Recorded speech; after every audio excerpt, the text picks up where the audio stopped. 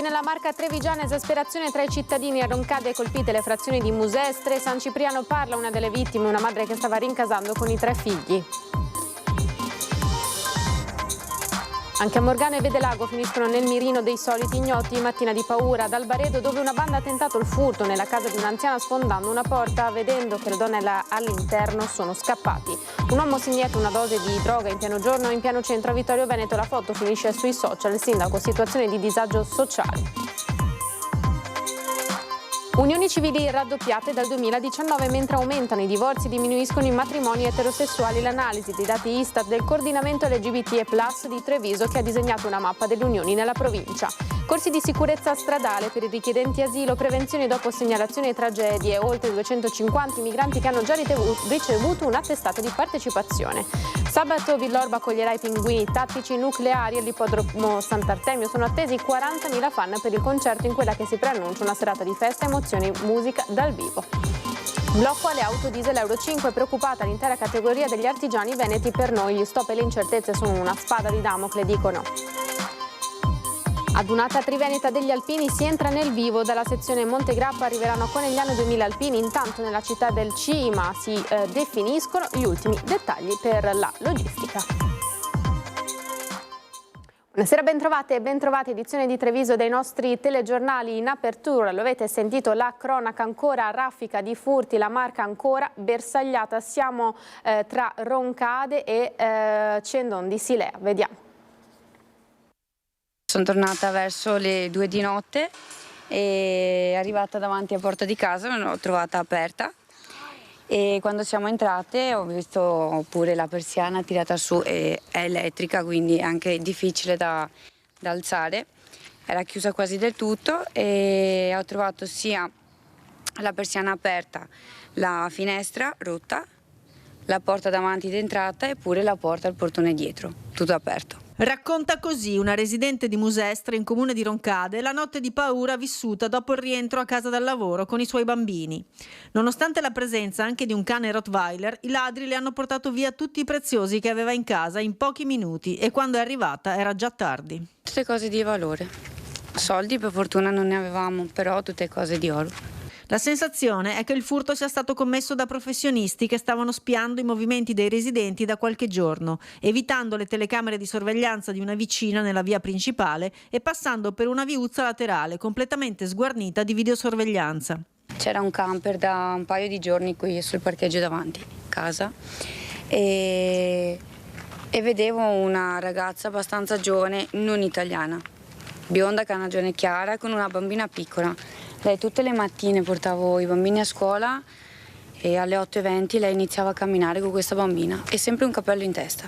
Quando passava in mezzo alla gente, testa bassa. Ovviamente dopo il furto il camper si è spostato ed è stato visto a San Cipriano, dove sono stati registrati altri furti, e anche a Cendon di Silea. Lunedì sono passati qui, in piazzetta, a Musestre, e altre 2 case a San Cipriano. Erano 3 qua a Musestre e 2 a San Cipriano. E ieri, o l'altro ieri, sono passati anche a Cendon, che hanno messo mani addosso a un ragazzo di 32 anni, ho sentito. Difficile ora per questa famiglia con 3 bambini anche solo dormire la notte. Essendo a casa con 3 bambini, sì. La notte è impossibile dormire. Possibile adesso. Che siano professionisti del crimine, nessun dubbio, come conferma Christian Demma. Sono bande organizzate e, come dico sempre io, nella mia idea, molto spesso sono proprio gestite da altre bande ancora più grandi che vengono, arrivano e fanno questi raid, perché è impossibile che capiscano esattamente quando una persona esce di casa, quando lascia la casa incustodita, approfittano della finestra appena aperta. La soluzione, oltre a chiudersi in casa e ad avere telecamere di sicurezza, è di attivare una rete di vicinato e denunciare sempre qualunque sospetto. E subito, quando ci sono movimenti sospetti, avvisare immediatamente le forze dell'ordine. Per noi qui nella zona è il 112 di riferimento. E intanto rassicura il sindaco di Roncade, dice che sono in arrivo nuove telecamere. Roncade si trova a 5 minuti da 3 caselli autostradali, ha statali e provinciali che lo attraversano e pertanto risulta un punto strategico anche per chi vuole delinquere, purtroppo. Un territorio nel quale è facile arrivare e dal quale è facile fuggire, con casette in fila senza troppe protezioni, una preda quasi semplice per chi vuole delinquere, ma che avrà presto anche nuove telecamere e un piano estivo per la sicurezza. Proprio per questo dalla prossima settimana inizieranno i serali da parte della Polizia Locale, 24 serali che verranno svolti il venerdì e il sabato, principalmente verso i fine settimana, proprio per il contrasto ai furti, ma stiamo allo stesso tempo partecipando a un bando con un nuovo progetto di telecamerizzazione, con un progetto di oltre 20 telecamere tra Roncade e Biancade. E infine la raccomandazione più grande è quella per gli anziani, spesso vittime di truffe da parte di finte forze dell'ordine che inducono i più fragili a cadere facilmente nel tranello. Sono un dramma gravissimo anche le truffe agli anziani,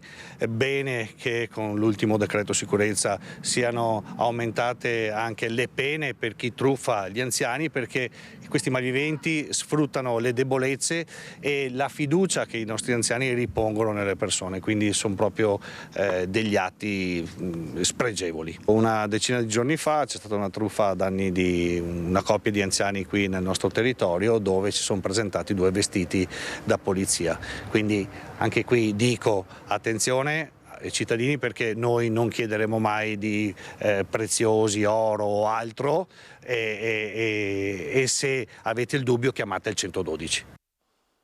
Ed è stata colpita anche la zona di Morgano e la frazione di Albaredo, una frazione appunto di Vedelago. Nella tarda mattinata di oggi i ladri hanno sfondato probabilmente con delle spranghe la porta di un'abitazione dove all'interno c'era un'anziana. Hanno provato a rompere la porta con le spranghe, i 3 poi si sono accorti dell'anziana all'interno dell'abitazione e sono poi fuggiti. Questo non sarebbe l'unico colpo tentato nella zona di Vedelago.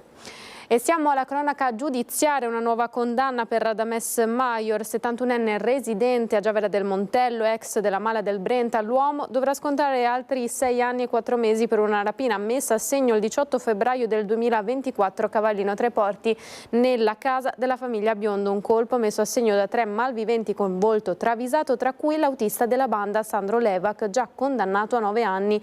Major è stato incastrato grazie a una traccia di DNA e fu lui che colpì alla testa con il calcio della pistola al proprietario e sparò un colpo alla gamba del figlio, che intervenne per aiutare il padre.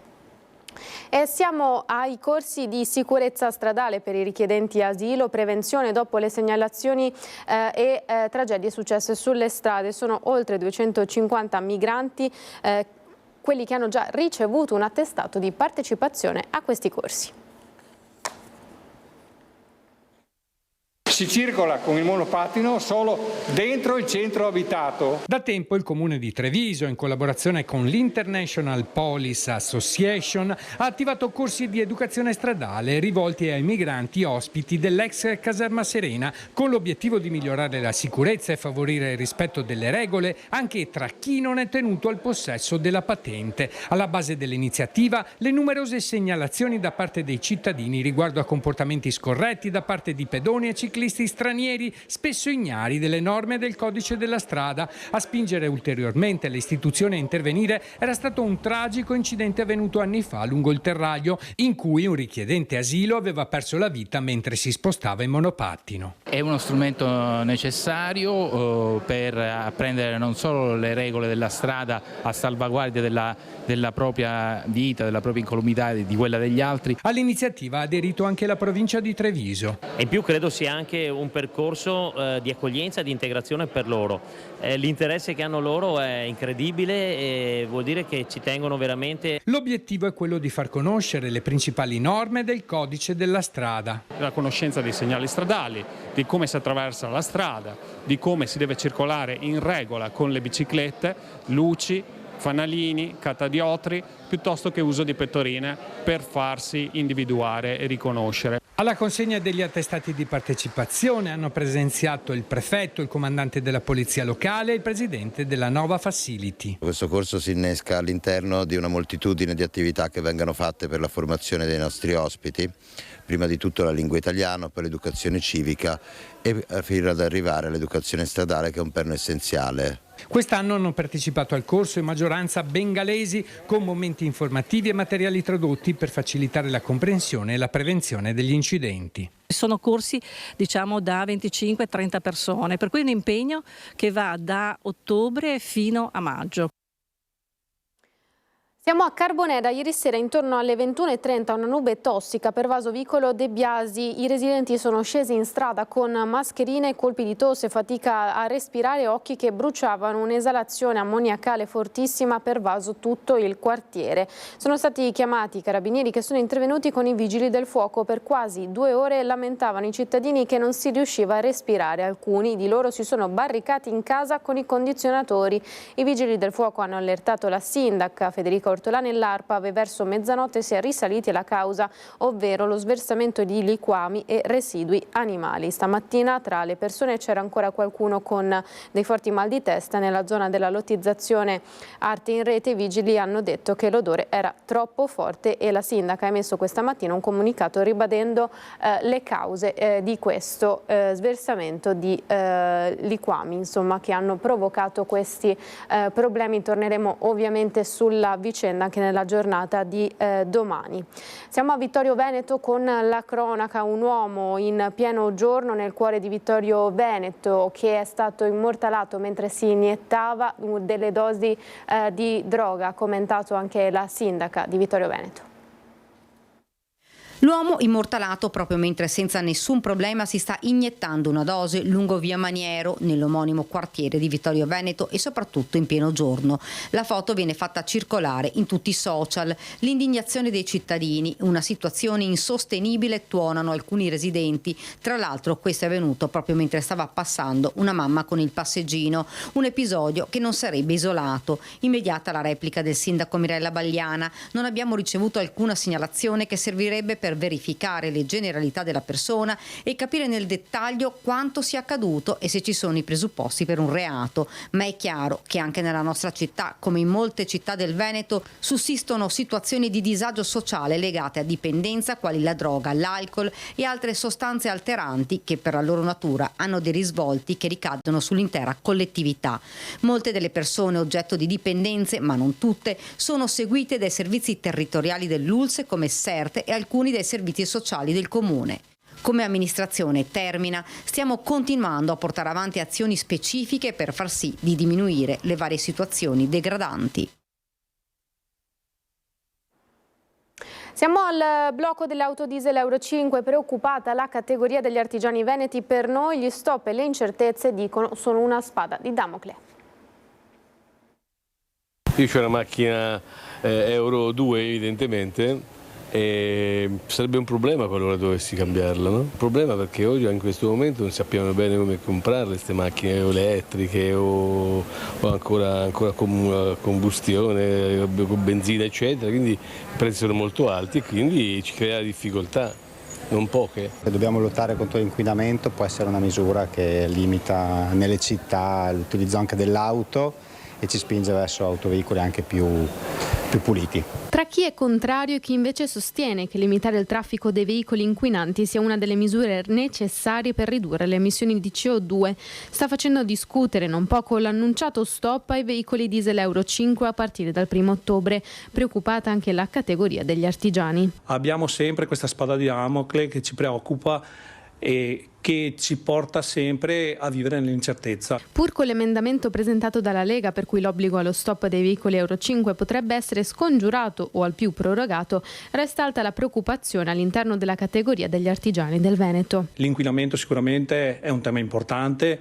non va sottovalutato, però non si può sempre fare leva sulla parte debole. L'artigiano deve essere tutelato e deve continuare a fare il suo mestiere. Secondo gli artigiani, infatti, non sempre macchine di categoria superiore rispettano i limiti europei. Non ci sono sistemi di controllo per capire effettivamente il livello di emissioni di un mezzo. Non è giusto, perché se le hanno vendute vuol dire che in quel momento andavano bene e basta. E che cosa bisogna fare secondo lei contro l'inquinamento? Non è certo quella la via per togliere l'inquinamento, Prendere le macchine e basta. E quindi anche la gente che deve andare al lavoro non è possibile. Richiesta di tutti, incentivi da parte dello Stato che andrebbero a contribuire allo svecchiamento del parco auto italiano, ad oggi il più vetusto d'Europa. Qualche incentivo secondo lei dovrebbe comunque arrivare dal governo? Assolutamente sì. Unioni civili sono raddoppiate dal 2019 mentre aumentano i divorzi e diminuiscono i matrimoni eterosessuali. L'analisi dai dati Istat del coordinamento LGBT+ di Treviso. Le unioni civili, che sono in crescita, sono praticamente raddoppiate dal 2019 ad oggi, anzi al 2024. 432 persone rispetto alle 201 nel 2019 che fino al 2024 si sono unite civilmente in provincia di Treviso. A presentarsi davanti ai sindaci e alle sindache di paesi sono per lo più gli uomini, circa 300 rispetto alle 140 donne, e che provengono soprattutto dalla provincia. Un trend in positivo dunque, che va in controtendenza rispetto ai matrimoni eterosessuali. Le persone LGBT avevano voglia di essere riconosciute anche istituzionalmente. Il trend negativo forse è un po' per i matrimoni, che invece sono in calo e che vedono un aumento dei divorzi. A stupire dai dati Istat sono le età di chi decide di unirsi civilmente. La fascia prevalente è quella tra i 26 e i 55 anni, ma non mancano persone che decidono di presentarsi all'altare anche oltre i 65-70 anni. Segno evidente, secondo il coordinamento, che la legge sul riconoscimento delle coppie omosessuali si attendeva da tempo, ma questo ancora non basta. Aspettavamo un aumento delle unioni civili e diciamo che il fatto che siano raddoppiate è un successo per noi. Adesso speriamo che si vada verso il matrimonio egualitario, che come sappiamo già 17 paesi in Europa hanno il matrimonio egualitario, che darebbe anche la possibilità di adottare figli. Chiara la richiesta alle istituzioni. Noi vorremmo innanzitutto che, visto anche l'ultima consulta, venisse legiferato, cioè il Parlamento facesse il suo lavoro e legiferasse nella materia e non lasciasse le cose alla discrezionalità dei giudici. Le famiglie arcobaleno sono in aumento, ci sono molte coppie che hanno dei figli. In Italia abbiamo 100.000 bambini, figli di persone dello stesso sesso, e quindi io penso che vadano garantiti i diritti anche e soprattutto dei bambini in maniera ferma. Sabato 14 giugno Treviso accoglierà i pinguini tattici nucleari attesi, oltre 40.000 fan per il concerto, e continuiamo a vedere come si sta preparando Villorba e Treviso. In un ippodromo Sant'Artemio blindato si lavora senza sosta agli allestimenti per il concerto dei pinguini tattici nucleari previsto per il weekend. Il clima però è tutt'altro che disteso, tra nervosismo palpabile e modi poco cortesi da parte della sorveglianza e degli addetti ai lavori. L'atmosfera contrasta con l'entusiasmo di una città pronta ad abbracciare una delle band più attese dell'estate, con migliaia di fan provenienti da tutto il Veneto. Un clima di festa che coinvolge anche molti avventori. Siamo felicissimi, è un evento, è la prima volta che ci capita, diciamo, di assistere e di poter contribuire a un evento di questa portata. Sono attese 40.000 persone circa e sicuramente sarà una buona opportunità anche per il commercio. Secondo noi speriamo di essere all'altezza, ecco, di soddisfare la richiesta elevata, ecco. Siamo in pieni preparativi già da questi giorni, stiamo organizzando tutto per sabato. Siamo carichi. Sicuramente faremo dei primi semplici, il classico ragù, il pesto, l'insalata di cereali con le melanzane, avremo l'hummus di ceci, della picagna, abbiamo davvero un po' di tutto, e poi il panino con la porchetta, visto che siamo a Treviso, non può mancare. Dopo aver riempito Campovolo e San Siro, la band guidata da Riccardo Zanotti arriva in città con numeri da capogiro: 400 metri quadrati di LED wall, 700 punti luci, 18 cannoni per coriandoli colorati e una produzione con più di 100 addetti ai ai lavori. Uno spettacolo curato nei minimi dettagli, tra effetti speciali, intelligenza artificiale e scenografie futuristiche, che culminerà con un finale infuocato. In programma 27 brani in scaletta per oltre 2 ore di concerto, con un mix di successi storici e brani dell'ultimo album, da Romantico ma muori passando per Ringo Starr e Ricordi, oltre a Rubami la notte e Pastello bianco. Attesa alle stelle per un evento che promette di segnare un nuovo record per la musica live a Treviso. Concerti ma anche tanta cultura. Treviso si prepara ad accogliere l'estate trevigiana con il suo palinsesto di eventi. Treviso ormai è collaudata per tutti questi eventi, sappiamo ogni fine settimana e anche non solo, cominciamo già anche il giovedì, è sempre sold out sia degli alberghi sia delle attività. Solo 17 posti letto rimasti liberi per questo weekend in città, complice il concertone all'ippodromo dei Pinguini Tattici Nucleari, ma anche l'inizio delle tantissime attività ed eventi del calendario estivo. Treviso d'estate, così si chiama la rassegna di appuntamenti che andranno ad animare le calde sere cittadine da qui a settembre. Inserimenti anche nuovi, con degli inserimenti molto interessanti. Uno fra tutti i Giardini di Sant'Andrea, che sta dando già da subito, da pochissimi giorni che è stato avviato il progetto, sta dando dei risultati molto interessanti, un posto ben vissuto, come anche Casa Robegan, come anche tutte le iniziative che verranno realizzate nei luoghi iconici della città. La Loggia dei Cavalieri, Piazza Rinaldi, Santa Maria dei Battuti, Giardini di Sant'Andrea, Prato della Fiera, Piazza Pole e tanti altri. Dalla comicità al teatro, dalla musica pop alla classica, fino agli eventi per i bambini con il teatro delle marionette. Quest'anno i quartieri cittadini coinvolti sono 12. Via con il primo evento il 19 giugno con Musei d'estate a Santa Caterina. La possibilità di vivere dei momenti culturali ma anche in leggerezza e anche degli approfondimenti interessanti. Estate trevigiana, il Treviso d'estate è diventato ormai un format. E ha riaperto la storica gelateria Sommariva.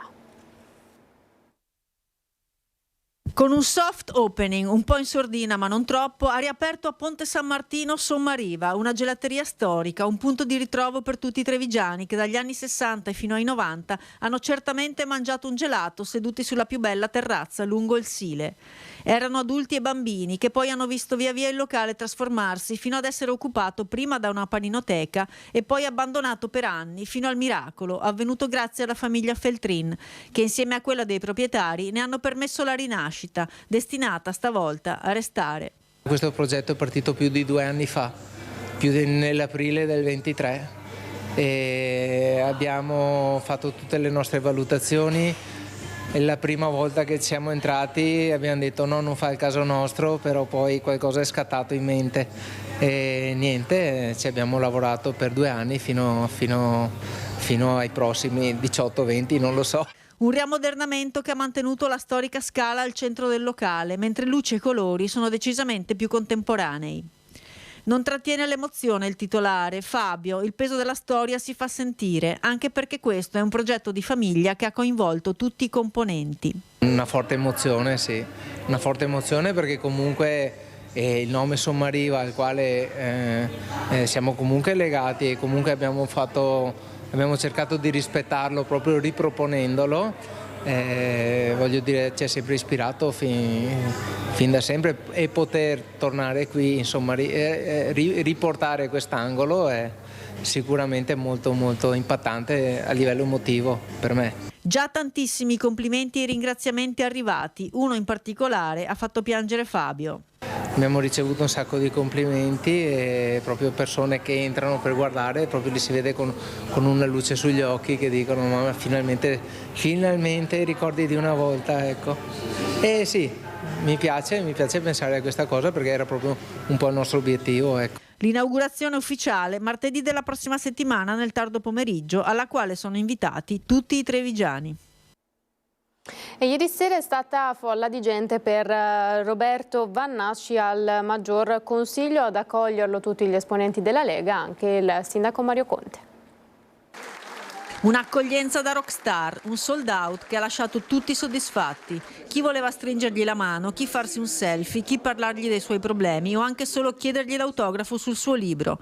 Quel mondo al contrario con cui il generale Roberto Vannacci, oggi vice segretario della Lega ed europarlamentare, è salito alla ribalta delle cronache nazionali. Attese non deluse, 300 persone nell'auditorium del salone dell'Hotel Maggior Consiglio e 110 sostenitori alla cena finale. Quindi vuol dire che i trevigiani mi vogliono bene e mi stimano. Peraltro io in Veneto alle europee ho preso 73.000 preferenze, 3 volte di più del secondo che era un veneto. Ad accoglierlo anche il sindaco Mario Conte, che non si è potuto trattenere per la conferenza ma che ha stretto la mano al generale da buon padrone di casa. Sono abituato a comportarmi così nel momento in cui delle autorità vengono nella nostra città, credo che ci sia stata una risposta importante anche da parte del pubblico, segno evidente che i temi che tratta il generale Vannacci sono temi sentiti dalla comunità e che meritano delle riflessioni approfondite per tutti coloro che fanno politica. Mi fa piacere che sia un esponente della Lega, perché significa che la Lega con la figura di Vannacci può anche crescere. Dal canto suo Vannacci ha toccato tutti i temi che gli sono stati proposti, dai referendum al terzo mandato, ribadendo le sue linee programmatiche: sicurezza al centro di ogni dibattito,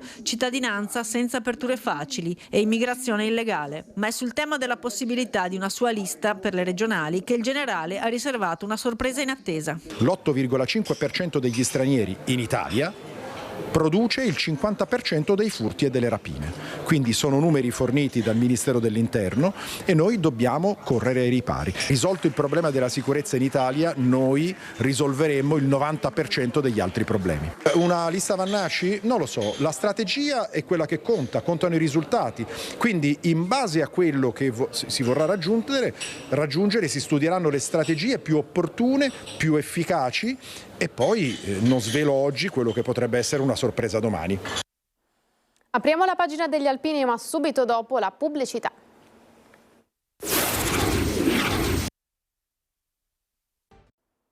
Ritornati in studio, ci colleghiamo immediatamente in diretta col nostro Lucio Zanato, che vedo in ottima compagnia, Franco Giacomin degli Alpini di Treviso e, se lo vedo bene, eccolo lì, il vice sindaco Alessandro Manera. Lucio, buonasera.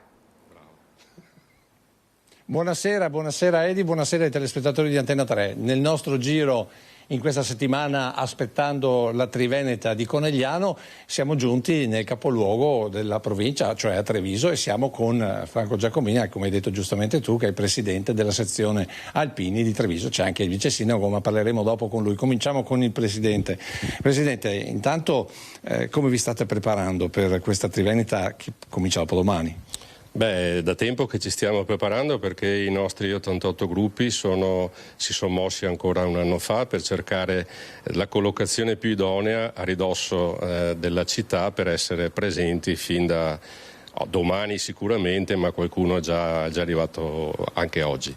Quindi c'è tanta voglia di condividere questa grande festa, che sicuramente è per numero di presenze di alpini, ma anche di partecipazione è seconda solo dopo la donata nazionale, quindi è un evento per noi molto, molto importante. Per esperienza, io ho sentito gli altri presidenti delle varie sezioni, ad esempio Belluno si è, come dire, sbilanciato dicendo noi abbiamo fatto 40.000, lì come minimo sono 80-90.000 persone. Secondo lei?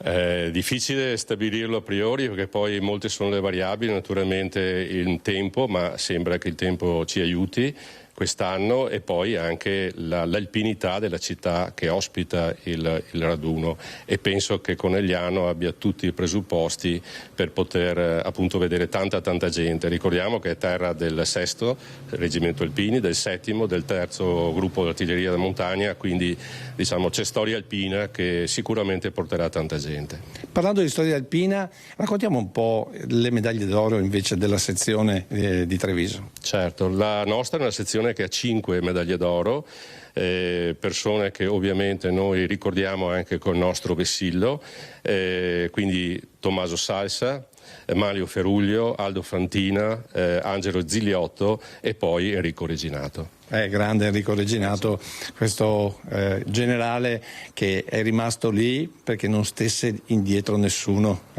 curando le persone e quant'altro. E proprio per questo noi adesso invece facciamo un salto a Conegliano, perché oggi siamo stati al gruppo Masete, che è uno dei gruppi di Conegliano, dove appunto questo gruppo a cui è intitolata una medaglia d'oro, ma non solo. Vediamo insieme questo servizio.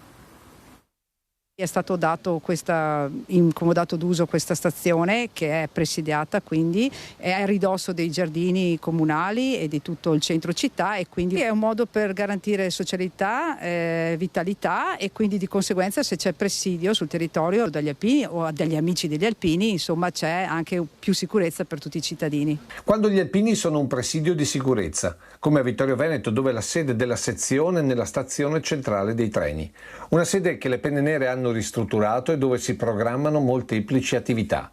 Una tra tutte il centro studi, che ha catalogato l'intera biblioteca della sezione, quindi anche quella dei gruppi, con un obiettivo ben preciso. Dobbiamo cercare di mantenere quelli che sono i nostri valori, i nostri principi, e cercare di trasmettere questi segnali, questi valori, portarli fuori dalle nostre sedi, portarli proprio a contatto con la gente, a contatto con i bambini. Per questo gli alpini vanno nelle scuole, ma portano le giovani generazioni in luoghi che sono la nostra storia e la nostra memoria. La memoria portandoli al Bosco delle Penne Mozze. Quindi gli facciamo capire quel luogo, l'importanza di quel luogo, la sacralità di quel luogo. E loro come rispondono? Con silenzio.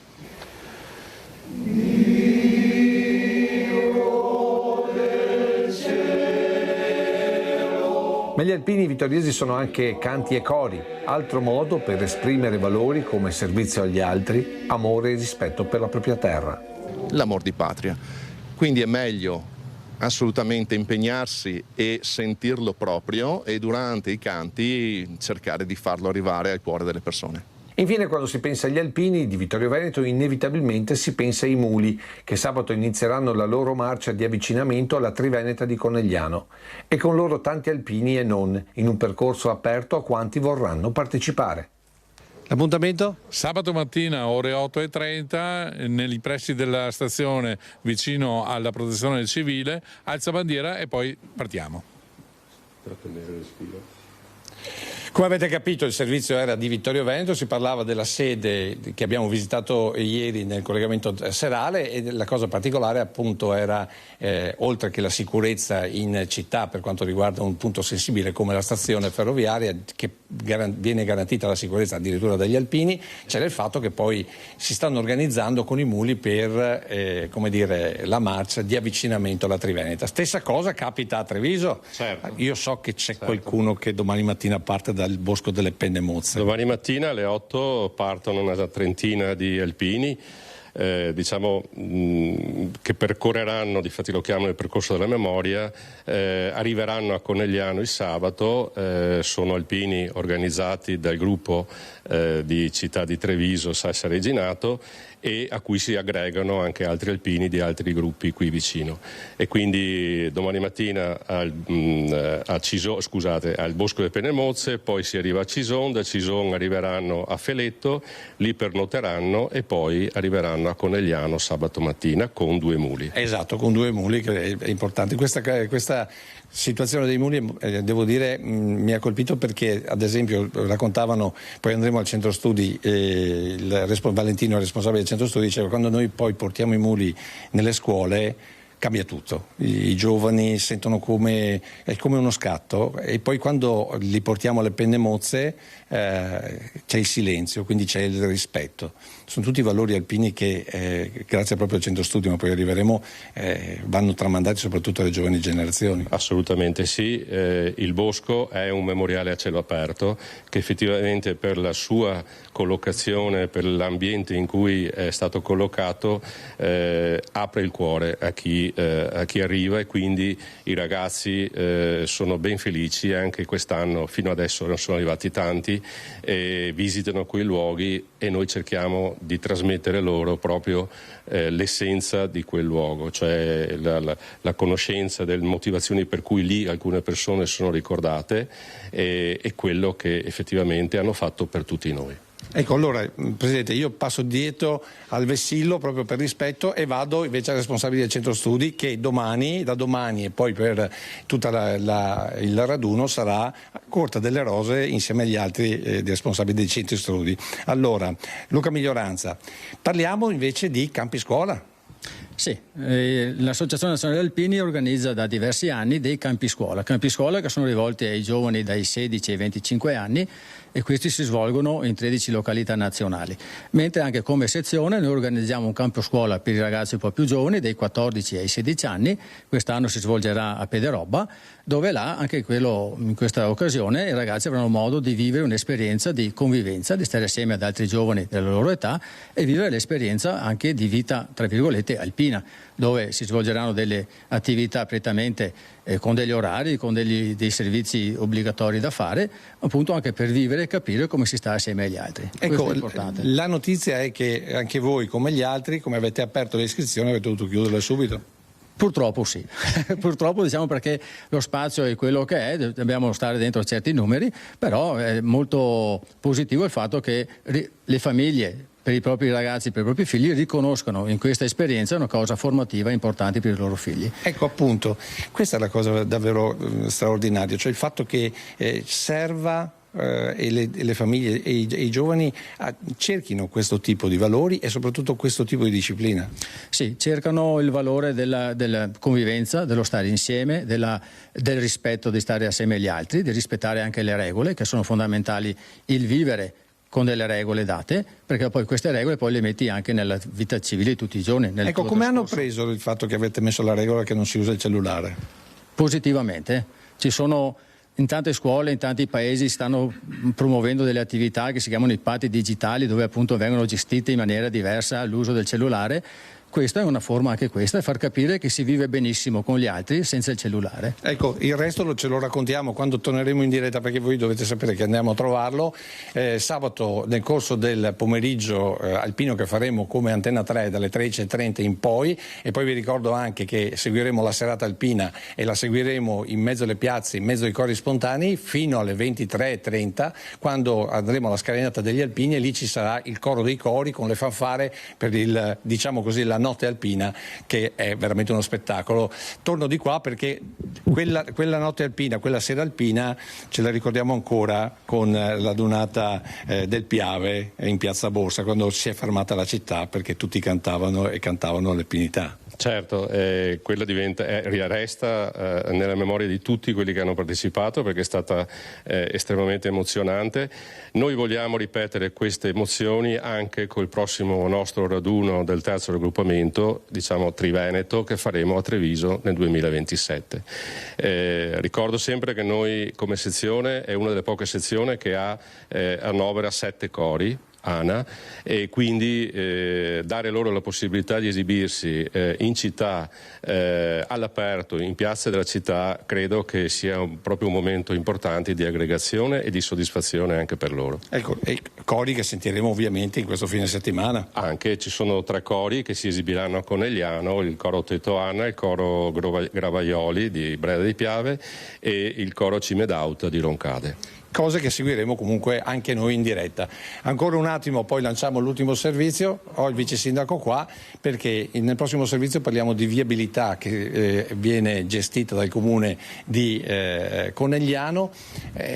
Treviso che si prepara, l'ha già annunciato il Presidente, alla Triveneta. Treviso che è città alpina perché è circondata da alpini. Per un amministratore cosa significa? Tra l'altro adesso io lo dico perché pagherà da bere a tutti quanti, lui è un alpino e si è presentato senza cappello e questo, ragazzi...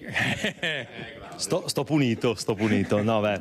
Allora intanto 10 anni da quella nazionale fatta a Treviso, sappiamo cosa è avvenuto, è stata bellissima, però io penso che una Triveneta fatta a Treviso valga tanto quanto una nazionale fatta da un'altra parte. Adesso parlavamo di 80.000 persone, secondo me supereremo quei numeri e secondo me puntiamo i 100.000, perché se il tempo tiene, e siamo molto condizionati al tempo, ma sembra che sia buono, a sentire il generale Iannicelli, avremo una grande adunata e Conegliano si renderà partecipe di una grande impresa, perché avere così tante persone contemporaneamente per una città di quelle dimensioni, però gli alpini sono molto rispettosi. Sentivo parlare peraltro di campi, mettiamola così, e io faccio una battuta e dico: alle zone rosse che noi dobbiamo tenere per controllare qualcuno, noi alpini proponiamo le zone verdi per educare qualcun altro al rispetto del civile e del vivere assieme, perché vorrei dirlo, non c'è mai un alpino che si comporta in maniera sbagliata, ma anzi lo vediamo anche nella protezione civile, peraltro sempre persone molto disponibili anche nelle situazioni di emergenza. Quindi viva gli alpini, divertiamoci e beviamo con moderazione, soprattutto non guidiamo.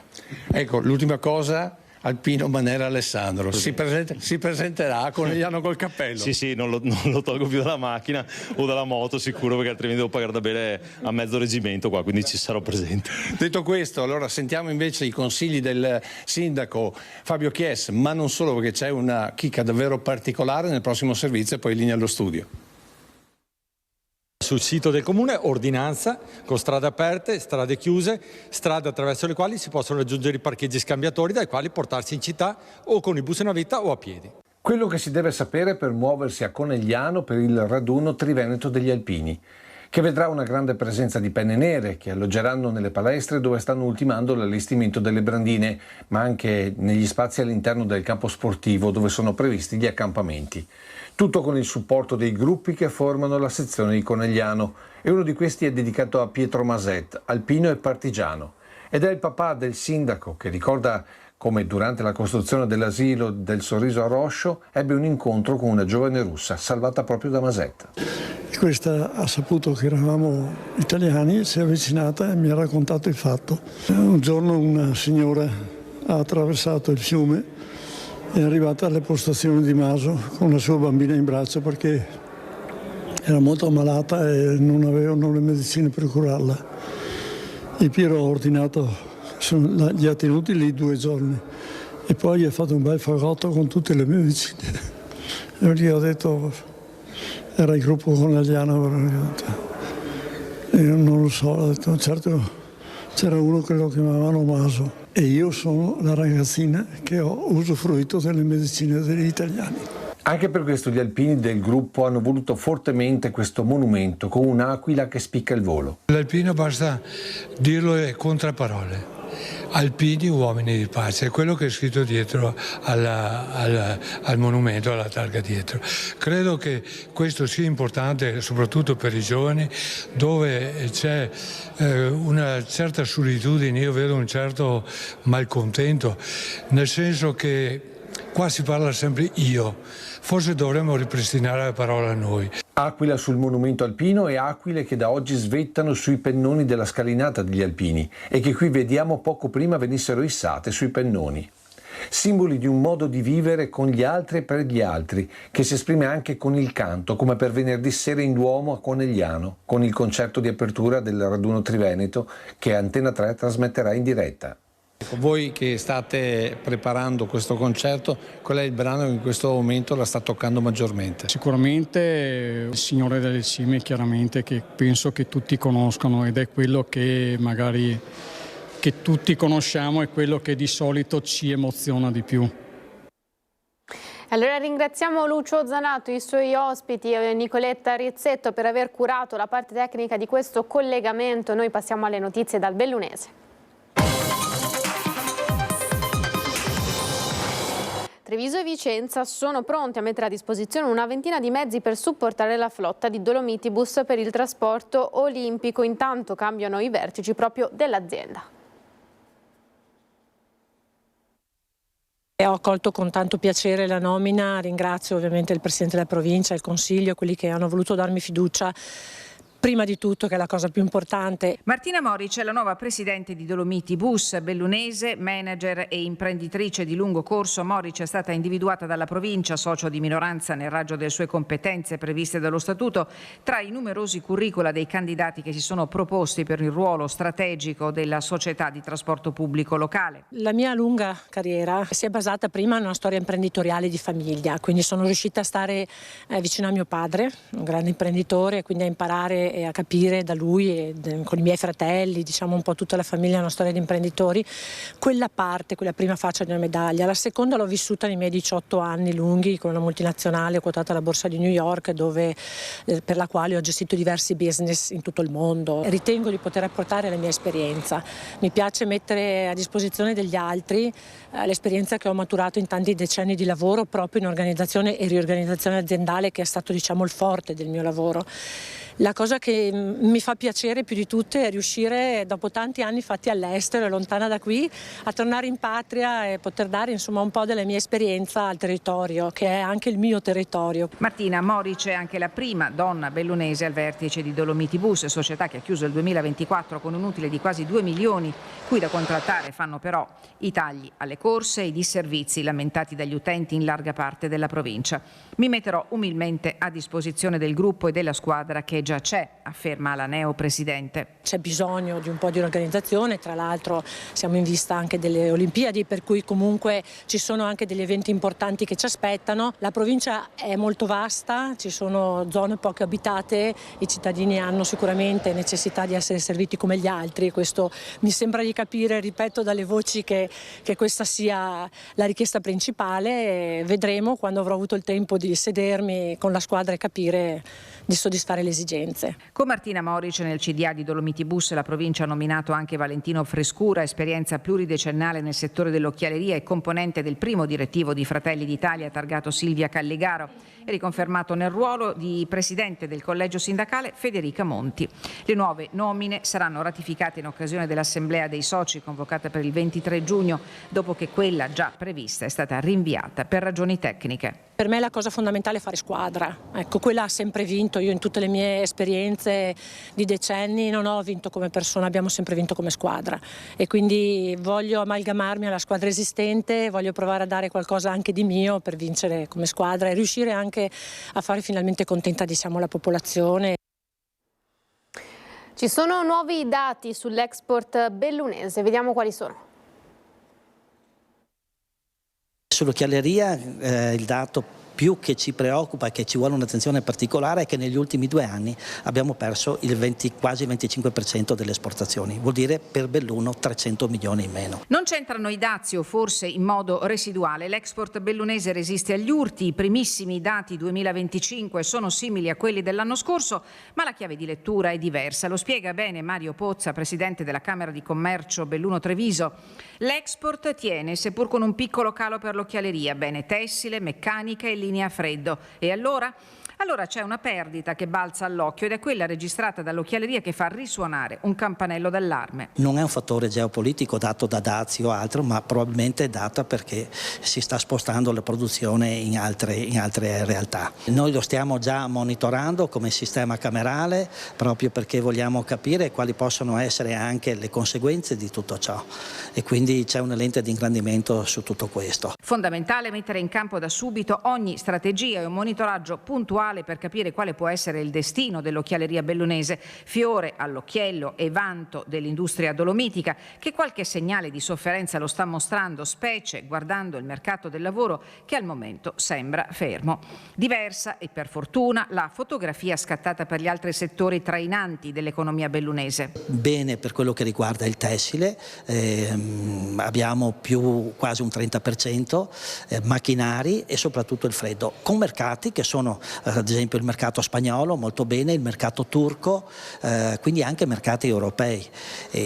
Quindi c'è un buon Made in Italy che continua a trainare, però bisogna avere un'attenzione particolare.